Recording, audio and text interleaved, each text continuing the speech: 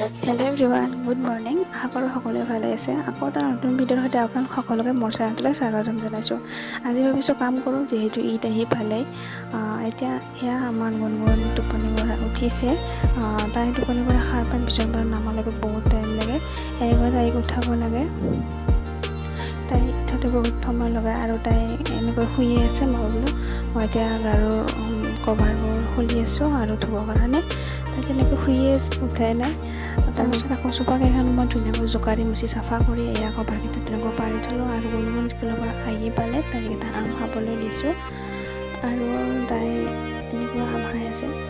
Hello' friends, এতিয়া মই আকৌ আপোনালোকক লগ পালোঁ আবেলি। এতিয়া 5 বাজিছে। তেনেকুৱা কাম বন কৰি দুপৰীয়া ভাত পানী খাই শুই থাকিলোঁ। দুপৰীয়া ভাত এনেই চিম্পলভাৱে খালোঁ, সেইকাৰণে দেখুওৱা নহ'ল। এতিয়া আকৌ আবেলি 5 বাজি ভাবিলোঁ কিবা এটা বনাওঁগৈ। এয়া বনাম মই আজি ফ্ৰেঞ্চ ফ্ৰাই। ইয়াৰ কাৰণে মই এটা ধুনীয়া ডাঙৰ চাইজৰ আলু লৈছোঁ। এতিয়া আলুটোৰ বাকলিখিনি মই গুচাই ল'ম। আলুটোৰ বাকলিখিনি গুচাই ল'ম। মই ধুনীয়াকৈ বাকলিখিনি গুচাই ল'লোঁ আৰু এতিয়া ধুনীয়াকৈ দীঘল দীঘলকৈ কাটি ল'ম দেখুওৱা ধৰণেৰে।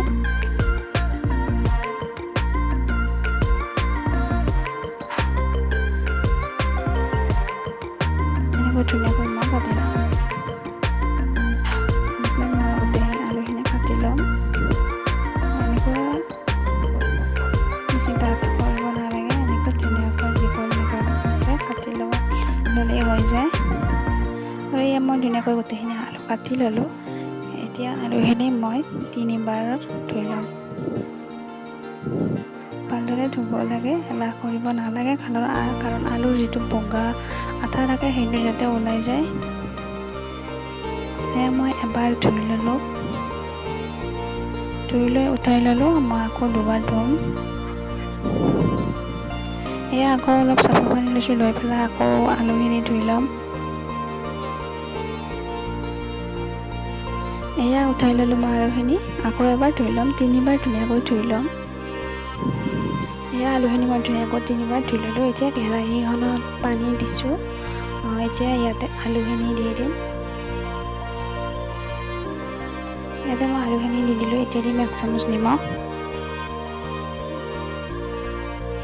এয়া নিমখ দিছোঁ আৰু গেছটো অন কৰি কেৰাহীখন পাতি দিছোঁ। গেছৰ ফ্লেমটো হাই ৰাখি মই পানীখিনি গৰম হ'বলৈ দিম। এয়া আঙুলি এটা দি দিছোঁ। আঙুলিটো পানীত ৰাখিব পৰা নাই, মানে পানীখিনি ধুনীয়াকৈ গৰম হৈ গৈছে।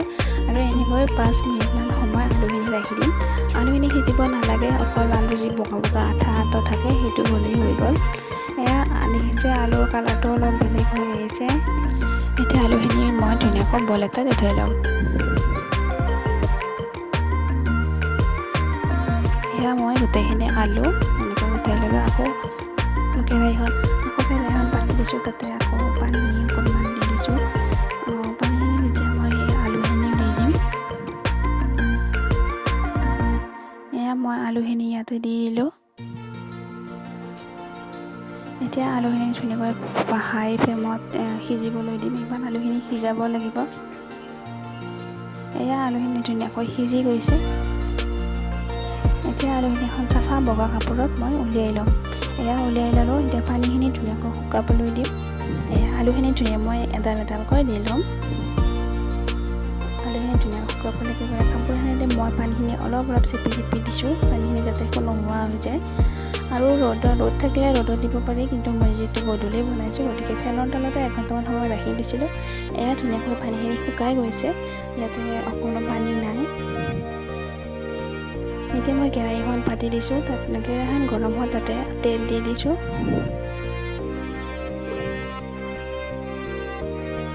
তেলখিনি গৰম হোৱাত এতিয়া মই ধুনীয়াকৈ আলুখিনি দি দিম।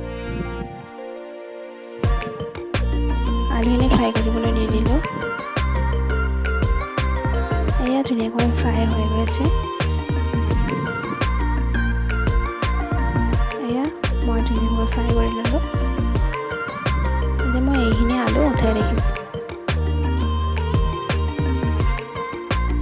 এইখিনি কিমান ধুনীয়া হৈছে। এনেকৈ গোটেইখিনি আলু মই ফ্ৰাই কৰি ল'ম।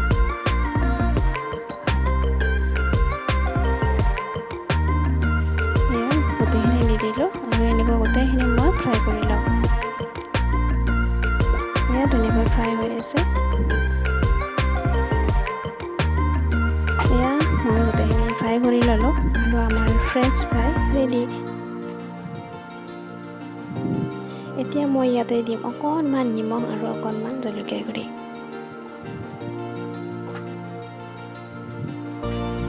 আমাৰ ফ্ৰেঞ্চ ফ্ৰাই ৰেডি। আপোনালোকে এবাৰ বনাই খাবচোন। এয়া মই চচৰ সৈতে টমেটো চচৰ সৈতে লৈছোঁ। এয়া মই গুণগুণক খাবলৈ দিছোঁ কেনেকুৱা লাগিছে। এয়া তাই খাইছে যে আৰু ধুনীয়া হোৱা বুলি কৈছে। যদি ভিডিঅ'টো ভাল লাগে লাইক কমেণ্ট শ্বেয়াৰ কৰি দিব আৰু মোৰ চেনেলটো প্লিজ ছাবস্ক্ৰাইব কৰি ল'ব। কাষতে থকা বেল আইকনটো প্ৰেছ কৰি অল কৰি দিব যাতে আহিবলগীয়া ন'টিফিকেশ্যনসমূহ পাই থাকে।